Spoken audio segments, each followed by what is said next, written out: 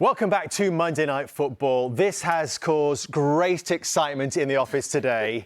It's one of those debates that we are constantly having amongst ourselves in the Monday Night Football team. Who's the greatest ever Premier League forward? And we thought with Thierry being with us this evening, we'd use that as an excuse to have this conversation on air. You've seen those well-scripted, well-rehearsed award shows in the past. This is nothing like that, so bear with us.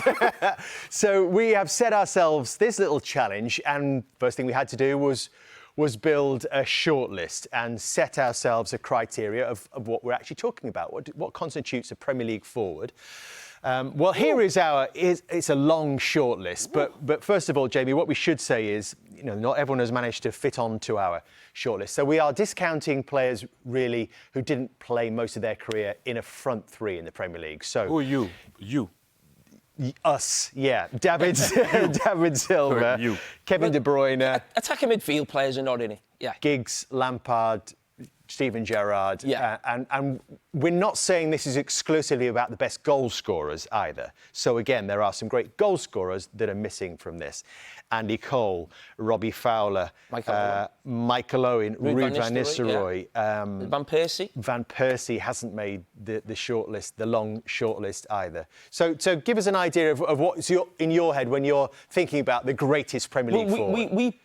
Because Thierry was on and we've done a sort of football career before, we've done his managerial stuff last season as well, we just thought of something we could do different. And I was thinking about the impact of players have had in the Premier League, and there are certain players who've missed out on that, but then when I sort of finalised that list, the other ones we were talking about, the players you've just mentioned, we thought, are they really going to be in the top sort of 3 or 4? We probably thought not. So there's lots of different variety there. There's great goal scorers. There's number 10s there. You've got, obviously, Bergkamp and Eric Cantona as well. So there's a little bit of mixture of everything, and wide forwards, which is something we see a lot more in the game now. So this being Monday Night Football, this is not just opinion-based, Jamie's opinion or your opinion at home, because you've had the chance to vote as well today, and I can tell you that almost 50,000 people have done that, so thank you very much for getting involved. We've added some stats to this element as well. We created our own scoring system here based on what players have contributed as individuals and with the team as well. But only, and this is the key thing, only in the period that you have been playing in the Premier League. So Cristiano Ronaldo, for example, a multiple Ballon d'Or winner, but not while he was in the Premier League. So there's our scoring system. And the other thing we should be pointing out is this is not across their entire Premier League career. We're talking about their best 3 seasons, with exception, of course, to the bonus points of the awarded for longevity, 200 plus and 100 plus goals. So why just 3 seasons? Well, basically, you could look at certain players who played the whole career here. The first one that comes to mind is probably Alan Shearer. So their numbers in terms of goals would be a lot more than, say, somebody who was here for 4 seasons but had, say, 4 great seasons. So it was almost to take away the longevity, even though the longevity should play a part in someone's career. If we just sort of look at, the 3 best seasons that someone have been here. Now, someone might argue about certain players maybe had 2 great seasons, so they maybe haven't quite made the list. But you think 3 seasons is a sort of good period of time, and it gives everyone an opportunity of being top of the list, even if they didn't play the full career here. Do you think that's fair, Thierry, assessing players over 3 years peak? You have to draw the line somewhere if you want to have this type of ranking, because, as you said, it would have been too difficult. Some people played 15, some people played, it's difficult to judge the length of time. And that's why we have to, one of the players I don't think we mentioned before not being on this, Erling Haaland. He hasn't been here for 3 years. He's only been here 2.5 years. So that's why he never made the list. Yeah, quite right to mention that. Right. So apologies for the absentees. Right, so there's our scoring system. You've seen that, and we're going to throw that into the Monday Night Football computer and see what it spits out. And this is the first part of our grading. This is not the end result, remember. This is the first part of our grading based purely on our criteria and data that we've put in. As you can see, it has thrown up Cristiano Ronaldo as the greatest Premier League forward with 28 M&F points. Thierry second on 27, and that top 5 made up with Alan Shearer, Mo Salah and Wayne Rooney. But let's give you a little example of how those points play out. So, all right, let's take Didier Drogba as our sample. He got 16 points. His peak seasons, we decided, were 2009 to 12. I think that was primarily based on what he'd won with Chelsea in that time, hadn't it? And interestingly, he got the point for the Golden Boot. He had a 20-plus goal season, a point for that. 10 assists twice. 10-plus assists twice. And a cup final winner. 2 points for that as well. The 2 Premier League titles, the Champions League, 2 other trophies, and 100-plus Premier League goals. You liked the winners particularly, didn't you, Jamie, when we come to talk about Didier Drogba? Yeah, listen, we've got our criteria, we get that.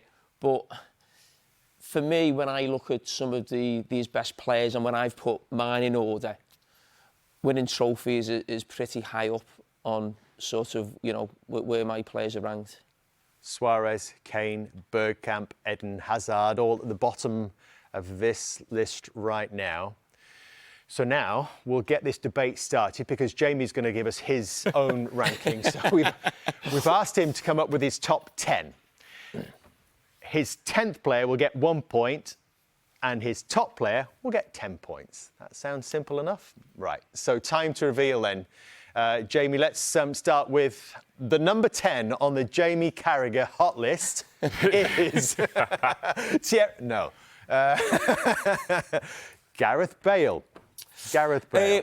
Gareth Bale was on there because I think he got PFA Player of the Year twice, and I think to do that for a team who was only competing for Champions League positions is pretty special. When you think of some of the players who were in the Premier League playing for the teams going for the title at that time. The reason he's not higher up the list again is the fact that I don't think he won a trophy at Tottenham. And for me, being the man or the player who takes a team to a trophy is something I can never get out of my mind, really. But, Tottenham were not the worst team. So if you're 4th in the Premier League, the fact they maybe never got into an FA Cup, won an FA Cup for them or something like that. If he'd have done something like that for Tottenham, who don't notoriously win trophies, he'd have been, a few places higher up. Would he obviously played in that shirt, Thierry? Would you have quite liked him to play in a red and white shirt? No, I'm joking. I mean, obviously, I don't like to see that shirt there. But look, you have to give him his credit. And as you said, winning twice Player of the Year in a short amount of time. If you think about it, playing for a team that wasn't supposed to battle at that level. I'm not having a go, and I know people will find that I'm having a go. But at his best, devastating.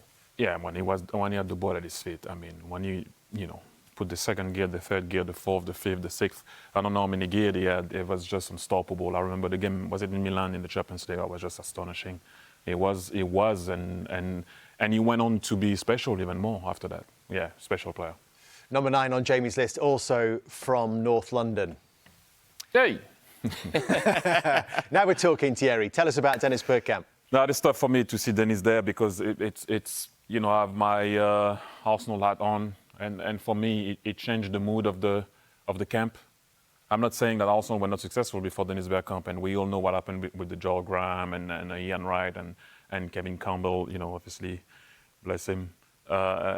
You kind of thinking that this is the guy at one point with the likes of Patrick Vieira. They arrived a bit before where people were like, hang on a minute, we can win again. And with the way he was doing it, and obviously with the understanding that I had with him, it was just like we could find each other without even looking at each other. Thierry, I know you don't want to get totally involved in, placing players because you know Dennis Bergkamp so much. Would he be, if you were really doing this, would he be a lot higher for you? Yeah, but then I would have been lying because I cannot be objective when I talk about Dennis Bergkamp because for me, this is the guy that set the tone for me when I arrived at Arsenal.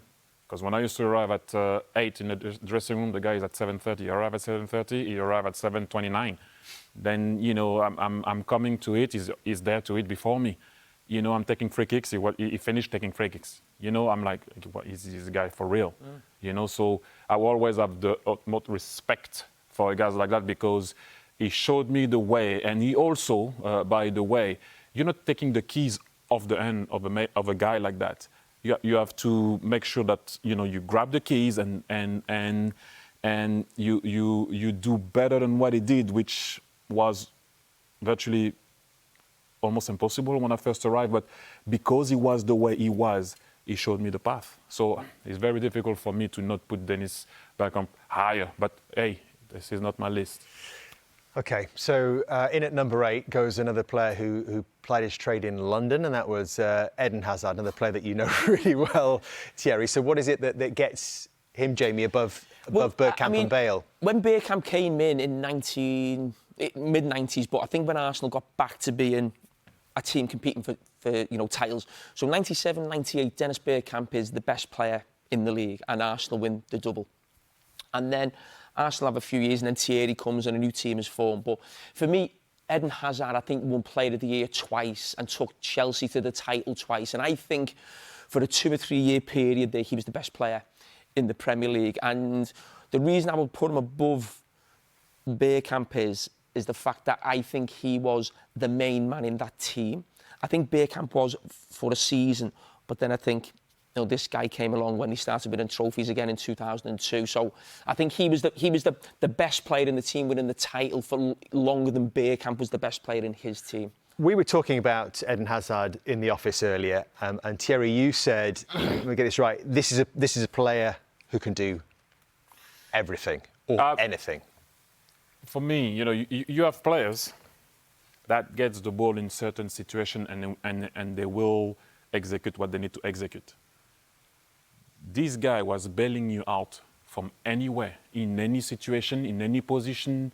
The amount of solo goals that he scored, I mean, left foot, right foot, anything, taking contact, swiveling on people.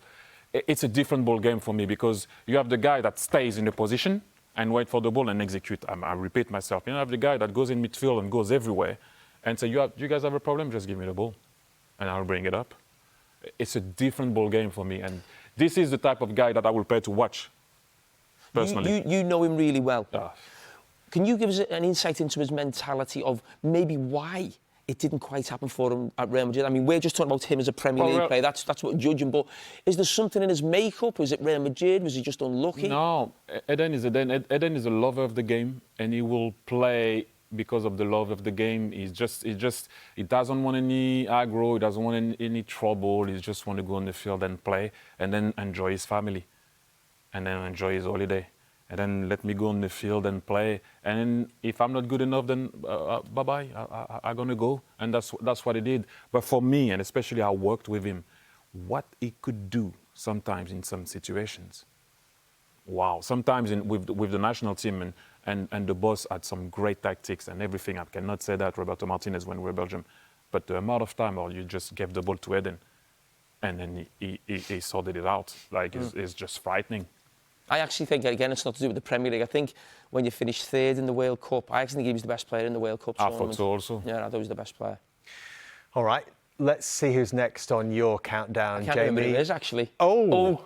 It's the greatest goal scorer the Premier League has ever seen. He's number 7, only gets 4 points on your list. Why have you got him so low?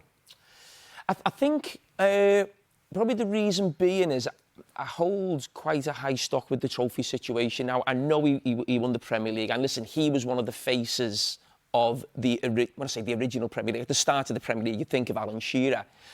But I just think of him making that move to Newcastle. So Newcastle are a top team, the world's record transfer fee. He does his job at Newcastle. I think he ends up being Player of the Year maybe 2-3 times in his career, which is pretty sensational.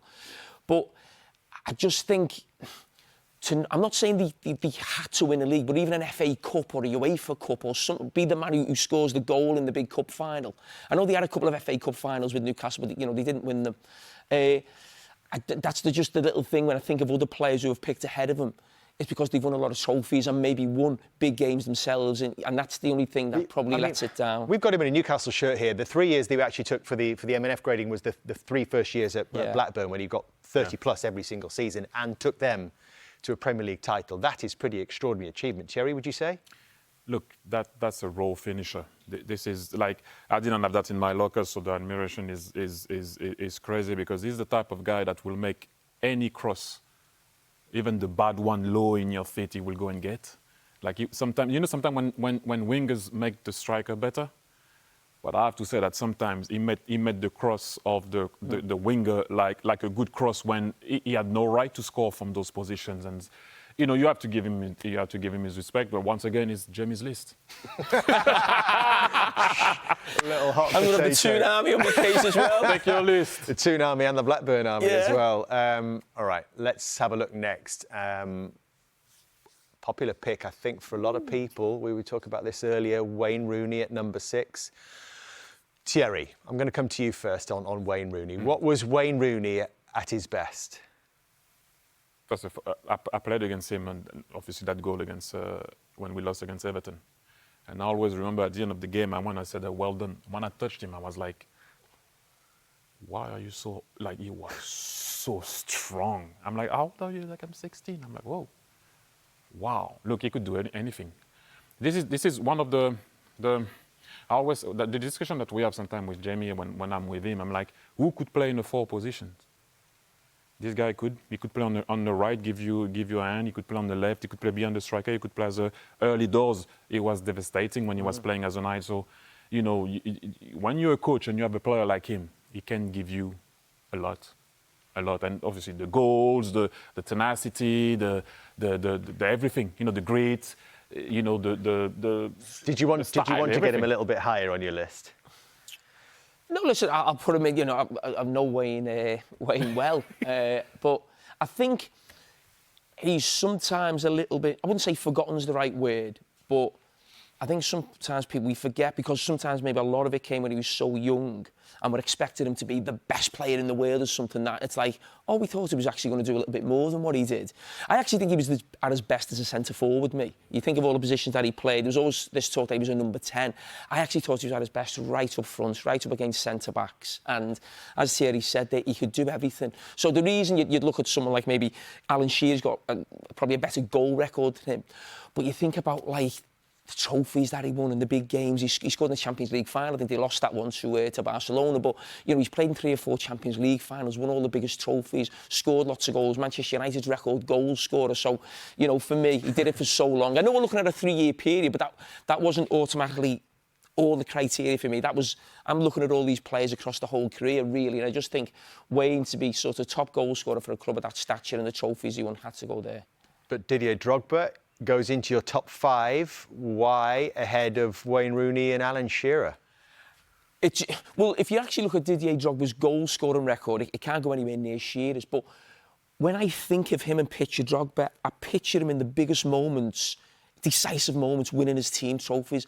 He scored 6 decisive and winning goals in cup finals, including a Champions League final with the winning penalty. I mean, that for me is almost the most important thing, because people can tell me how many goals someone scored, but what does goals do? It wins your games. What do winning games do? Win your trophies. You've got to take your team to the trophy. That's what he did. That's what Wayne did, but no one did it better than Didier Drogba, for me, in terms of the biggest moments and delivering. Look, because of the way he used to play and because of the way he was, you have 2 players that I would have loved to play with in the Premier League. 2, him and Anelka. I would have loved to play with Anelka up front and him, because I think both of us up front, big problem. But, what I'm trying... I'm sweating listening to this.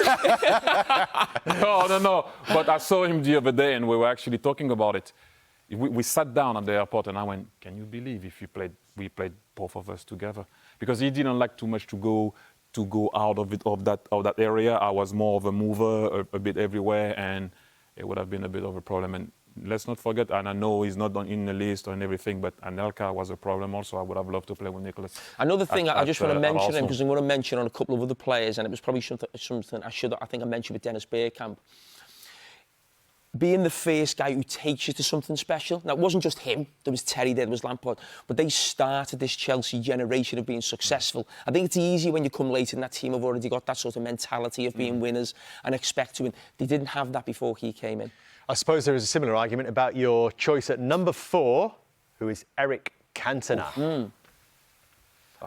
You know, Cantona, right? For me, he was the biggest. Nice. He was the biggest star of the Premier League. You probably think of Shearer, Alan Shearer, and Eric Cantona at the start of the Premier League. And I think whenever we have these debates or talk about players, I'm baffled when people don't mention him, because he was the best player in the Premier League. He was the biggest name. He was the most talked about player. And again, what I said earlier about Drogba. This guy more than anybody. So let's not remember, Manchester United have gone 26 years, I think, without winning a title. He joins and they win 4 of the next 5 titles. And the one they don't win is the one where he has obviously his incident at Crystal Palace. If he's involved in that season, they probably win the league. But on the back of that season, he comes back the next season. He wins the double. He scores the winner in the FA Cup final. And I think towards the end of that season, he scored a lot of sort of winning goals in 1-0 victories for Manchester United. So, for me, it's not quite an out-and-out striker, so hasn't got the goal-scoring numbers of certain players, but the impact he had on his team, and not just to win things. Think of what he did for the Class of '92. Think of what he did for Man United, becoming this sort of, almost a team of the Premier League in some ways. If you think of the Premier League, anyone around the world, they think of Manchester United, and that is down to him. Frenchman making it in the Premier League and having such a huge impact. But what impact did he have on your conscience at the time? Him, a tiny bit Ginola after, made us realize that it was possible to play in the Prem. And so, forget about what he has achieved. And I know people will tell me, do not forget about it, it's big. Some people would have an impact on you. It's not so much what they achieved, it's what they were. And how powerful they were. And I had the opportunity to meet him. And I thank him, because he made it possible for us looking at the Premier League and going like, I want some of that. I want that. I want that recognition. And for me, which was always, what I liked about Cantona is that I won't say we this time. No, I won't say we. In France, a lot of people disliked him for what you guys loved him for. Color up, attitude, demeanor. I thought you were all like that. No.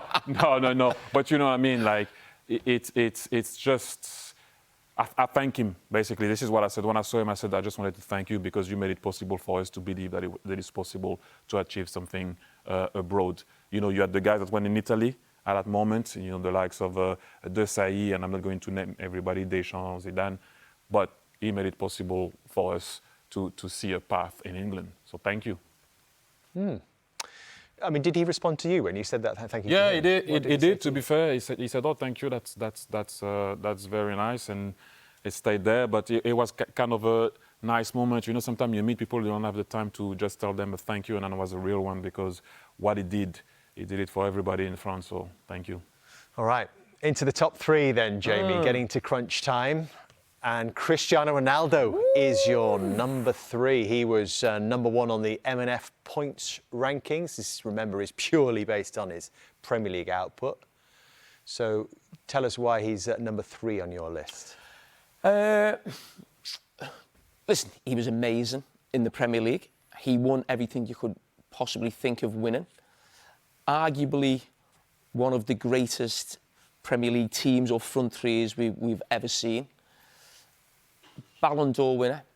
I think the only one in our The only list. one here who won the Ballon d'Or in that time.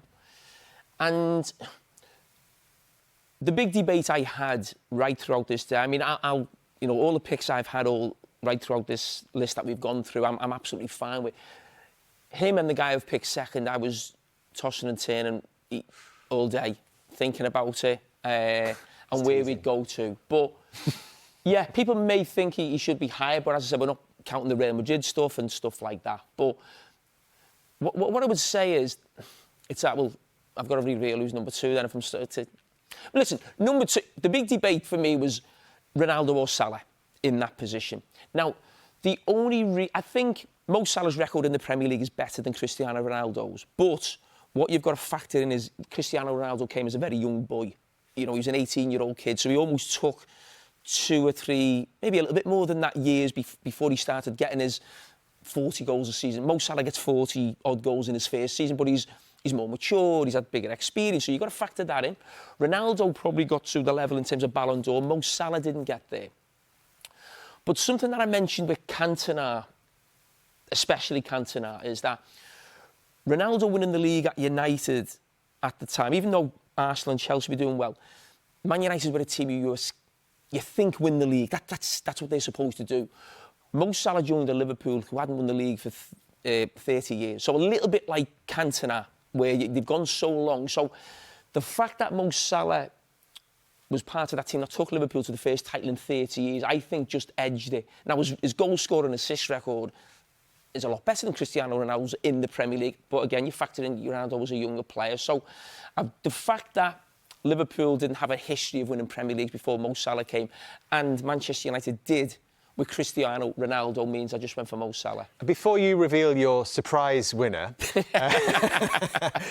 Thierry, when you watched Cristiano Ronaldo, I don't know how much you would have watched of him because you were so focused on what you were doing, but did you see someone who was go on to be the superstar that he did become?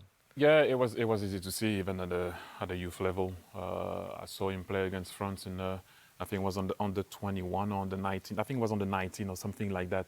Earlier than that, I think it was on the 18. Someone else, Quaresma was on the right, or he was on the left or something like that, and people were talking a bit more about Quaresma than him. But what I will give him a lot of credit, besides, you know, the quality and everything, the work ethic and the way he leaves the game. He's still playing, he's still running, he's still making a difference. It's still, you look at his body, it's better than when he was younger. Usually at the end of your career, you look at a player and you're like, okay, well, I think you should stop because your body's not the same. His body's better than when he was younger. The amount of work that he does, I remember Luisa saying to me, this guy is going to be the best in the world when he was playing for Man United. And I went, really? He went, his work ethic is second to none. I'm like, well, listen, if he has talent, work ethic, and he has skills, you know, the sky is the limit, and he did prove it. Maybe we could say something similar about Mo Salah in terms of that application, that absolute desire to be the pinnacle of his career for so long, and still going stronger than ever. It's for me, I can't make it at Chelsea. I go to Fiorentina, I go to Roma, I come back, okay, now I'm ready, I'll show you that now I can make it in this league. You know, people didn't believe in me before, I can make it in this league. He went from, you know, thinking a lot about scoring goals, and he still does, by the way, to, okay, now, can I see before? Can I assist early? Can I do something different? And that's a sign of a guy that's very intelligent. He uses his brain when he plays. And like I said to you, the way he left the Premier League and the way he came back into the Premier League is just astonishing. And bang, made an impact from the very second he stepped through the doors at Anfield, didn't he? Right, Jamie, let's end the suspense. Who is your number one? Oh, yeah, it is the man himself, Thierry Henry. All right, tell us why. Listen, I think it's universally thought that you are the best player to play in the Premier League. It's not just, you know, you're here or the criteria, anything like that. I think most people would look at your time, and I just think of, actually, I played against a few of these players, and, you know, Cristiano Ronaldo, what he went on to do, I played against Drogba, Wayne Rooney, a little bit Shearer at the end, but I played against 2 or 3 of those players, and in the main, you had good games against them, or they had good games against you, but it was a battle.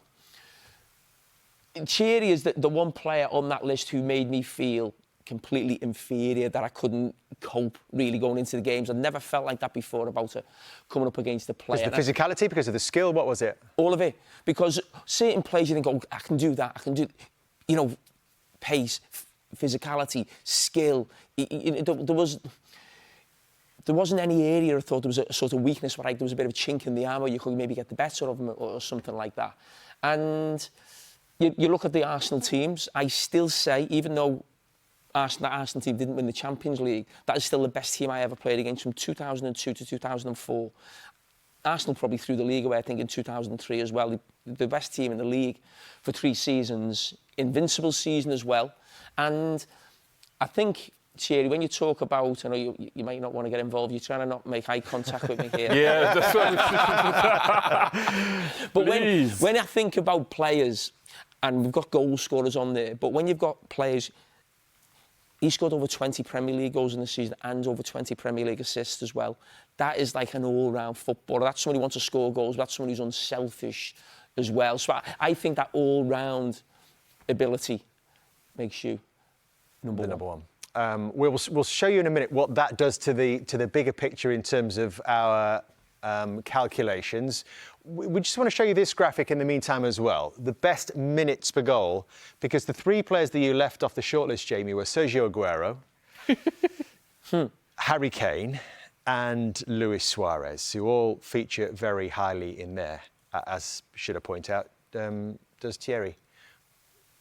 Any regrets when you look at that? No, listen, I always say about Luis Suarez, there was one season where he, possibly you could argue, was one of the greatest seasons any player's we've ever seen, really, in the Premier League. But he didn't, if he'd have took Liverpool to that title, probably, I'm sure he's on the list. Harry Kane just probably misses out through, again, a lack of trophies. But then you say, well, how does Aguero miss out? You know, when the fact that Sergio Aguero won how many league titles? Yeah, I mean, how does Aguero miss out? How does Aguero miss out? All the best. the one, I tell you what it was with Aguero. You need to do a best goal scorer. I don't think he was ever the best player in the league. I think most of the players I chose, won PFA Player of the Year. I think that was the one reason why I didn't do Aguero.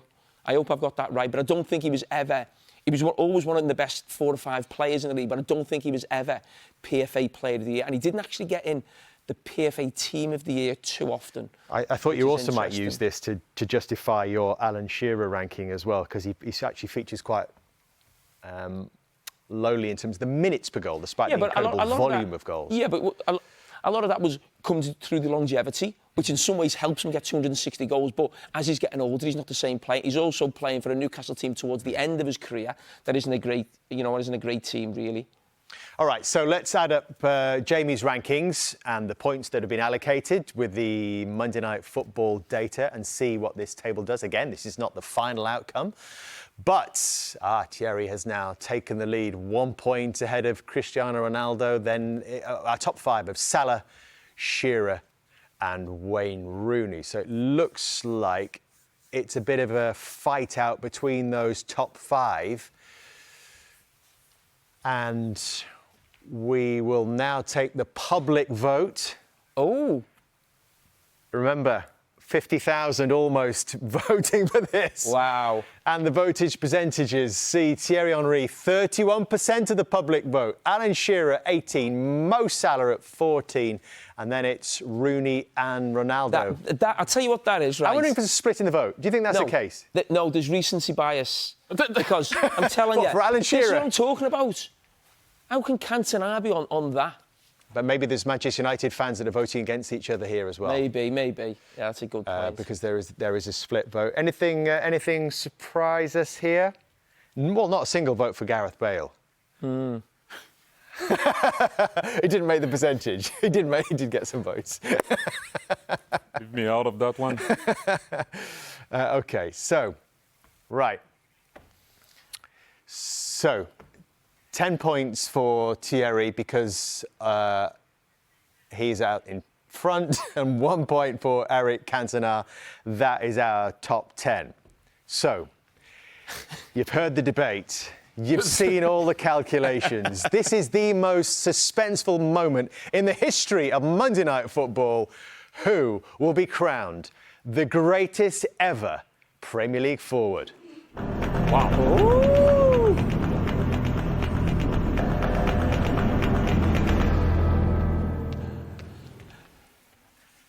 Surprise, surprise. It is Thierry. Well done, Thierry. Thank you. Well done for both of us. 27 M&F points, 10 from Jamie, 10 from the public. Gives us a 5-point advantage over Ronaldo. Salah, Shearer, Wayne Rooney making up that top 5. It's not a bad list, is it?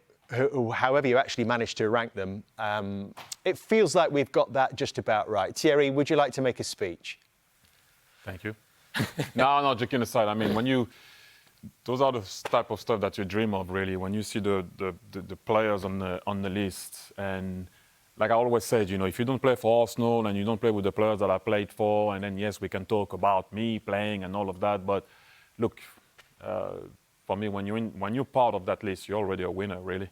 It's just after what you like, what the public like, or whatever. Some people might not like me. Some people will prefer Ronaldo, and I get that, because when it's a matter of opinion, I can understand that. But they give me that one, I take it. I know it's not your favourite subject, talking about yourself. I mean, we know that well enough. But if you think about your Premier League career, how proud are you of what you achieved at Arsenal? Yes, with the team, but also the entertainment that you provided for so many people.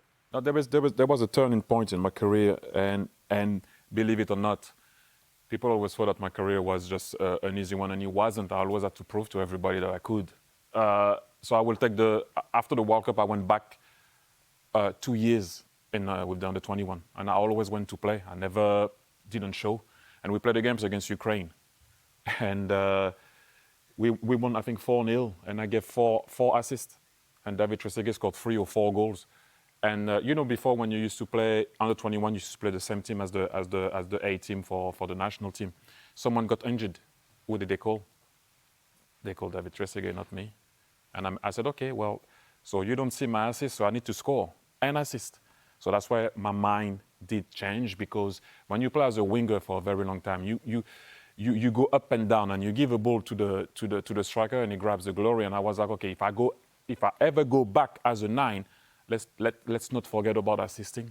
Let's not forget about moving and trying to make people play, and not be only the striker that's going to stay in the box and not move for others. And so one thing that's very important for me, and I always talk about my assists, and always people talk about my goals, and I always talk about my assists, because for me it's very important, because at one point people started to say strikers can do different things. It's always valuable when you did change the position. I value that a lot, when people will do mention that, and you can have an argument. When I was young, I didn't have any argument apart from saying R9 or George Weah, because they were stepping out of the box, taking the ball and going on the wing and dribbling. So I could say to my coach, you're a liar. You don't have to stay in between the post or in the box to score goals. That was more me. But if you don't show that you can do both, then obviously it's becoming difficult. But if you have an impact on changing the position, it's always a good thing. Just looking on these, listen, they're all remarkable achievements. What are the sort of 1 or 2 on that list that make you most proud? I said to you, I just, this one for me, I said to you, I will always go with assists, and what you could do for others, because football is about sharing. Because I'm sure you remember the amount of time I gave penalty to Lauren, I gave penalty to Robert Pires. If I was that much of a killer, I wouldn't have given those penalties. I wouldn't have sit the goalkeeper down and give it to someone else if I wanted to score more goals. But I do think at one point I wanted to show, because I felt that pain when I wasn't called in the national team as a winger. I was like, hang on a minute, I give 4 assists and you don't call me, you call the guy that scored. Okay, so don't be upset with the guy that scored. Do both. Do you understand what I mean? And so this is what happened. And for me, is the sharing factor that did matter. And if you look at my career, it's so funny. When you see the goals, my goals, you saw rage. You rarely saw smiling. Look at my assist. I smile. Just look at it. I smile. Goals, I never did. It was just like, I'm supposed to do that. Do you prefer the assist? Would yes. you rather? I did say that so many times, and people think I'm trying to be humble. I prefer an assist than a goal. Yes, no goal scorer will tell you that. Well, you made us smile tonight, Thierry. Thank you very much. It's been fascinating listening to you talk about your own career, which, as I said, I know is not your strong point, but also great to hear you talking about all those other fantastic strikers. It was an extraordinary list in the end. So well done, Jamie, in putting that, helping to put that together with the team. I'm not going to look at my phone. I was going to say, if you at home have any complaints, you know where to find him on social media. That's his list. There he is. Kind of 23.